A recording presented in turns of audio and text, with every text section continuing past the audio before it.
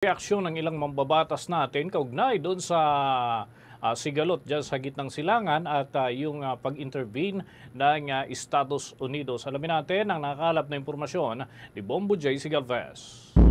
Nabahala si Senate Committee on Foreign Relations Chairman Senadora Amy Marcos sa pagsali ng Estados Unidos sa sigalot sa pagitan ng Iran at Israel. Ang pahayag ni Marcos ay matapos na bombahin ng Amerika ang tatlong nuclear facilities ng Iran na ngayon ay tinuturing na isang direktang paglawak ng Amerika sa lumalawak na Israel-Iran conflict.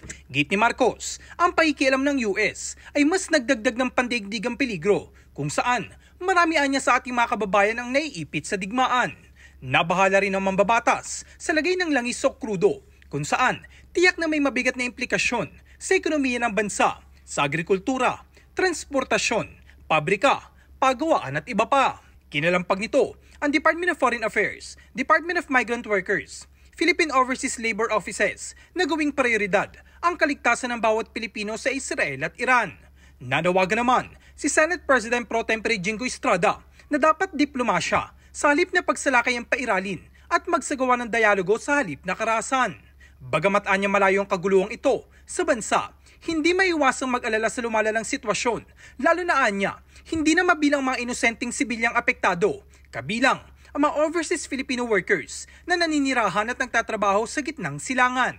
Maging si Senate Minority Leader Coco Pimentel ay naniniwalang malaking epekto sa bansa, dulot na nangyayaring sigalot sa pagitan ng Israel at Iran, partikular ang posibleng pagsirit ng presyo ng langis.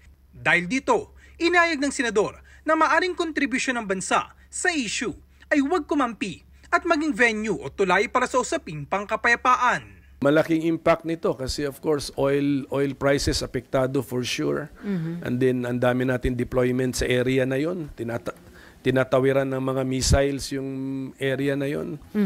So ang contribution siguro natin dito is to observe the cold neutrality of an impartial judge.